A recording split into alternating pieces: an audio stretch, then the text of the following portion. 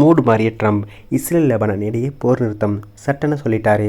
இஸ்ரேலுக்கும் லெபனானுக்கும் இடையே விரைவில் 10 நாட்கள் போர் நிறுத்தம் அமல்படுத்தப்படும் என அதிபர் டொனால்ட் ட்ரம்ப் தெரிவித்துள்ளார். ஈரானுடனான பெரிய மோதலை முடிவு கொண்டு வரும் ஒரு முக்கிய நகர்வாக இது பார்க்கப்படுகிறது. ட்ரம்ப், இஸ்ரேல் பிரதமர் நெதன்யாகு மற்றும் லெபனான் அதிபர் ஆவுன் ஆகியோருடன் தொலைபேசியில் பேசினார். இந்த வாரம் தொடக்கத்தில் போர் நிறுத்தம் தொடர்பாக ராஜதந்திர பேச்சுவார்த்தை மேற்கொள்ளப்பட்டிருந்தது. அதன் தொடர்ச்சியாகவே போர் நிறுத்தம் தொடர்பான அறிவிப்பு வெளியாகியுள்ளது. தனது எக்ஸ் தளத்தில் ட்ரம்ப் வெளியிட்டுள்ள பதிவில், இந்த இரு தலைவர்களும் தங்கள் நாடுகளுக்கும் இடையில் அமைதியை ஏற்படுத்துவதற்காக 10 நாட் போர் நிறுத்தத்தை முறைப்படி தொடங்க ஒப்புதல் அளித்துள்ளார்கள் என்று குறிப்பிட்டுள்ளார். இந்த போர் நிறுத்தம் வாஷிங்டன் நேரப்படி மாலை 5 மணிக்கு தொடங்கும் என்றும் தெரிவிக்கப்பட்டுள்ளது. பயங்கரவாத அமைப்புகளாக கருதப்படும் ஈரான் ஆதரவு ஹிஸ்புல்லா அமைப்பின் மீது இஸ்ரேல் தாக்குதல் நடத்தி வருகிறது. பிப்ரவரி 28 அன்று தொடங்கிய போரை முடிவுக்கு கொண்டு வருவதற்காக அமெரிக்கா, ஈரான், இஸ்ரேல் ஆகிய 3 நாடுகளுக்கும் இடையேயான ஏப்ரல் 7ஆம் தேதி முதல் போர் நிறுத்தம் அமல்படுத்தப்பட உள்ளது. ஆனால் அதில் லெபனான் சேர்க்கப்படவில்லை. லெபனான் மீது இஸ்ரேல் நடத்தும் தாக்குதல்களுக்கும் போர் நிறுத்தம் வேண்டும் என்று ஈரான் வலியுறுத்தி வந்தது.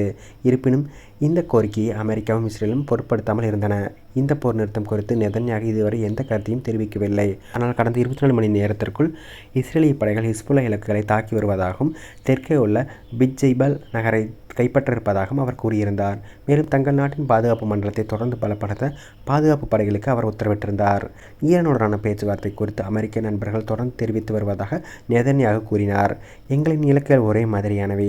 சண்டை மீண்டும் தொடர்வதற்கான வாய்ப்புகள் இருப்பதால் எந்த சூழ்நிலையும் எதிர்கொள்ளவும் நாங்கள் தயாராக இருக்கிறோம் என்றும் அவர் கூறியிருந்தார்.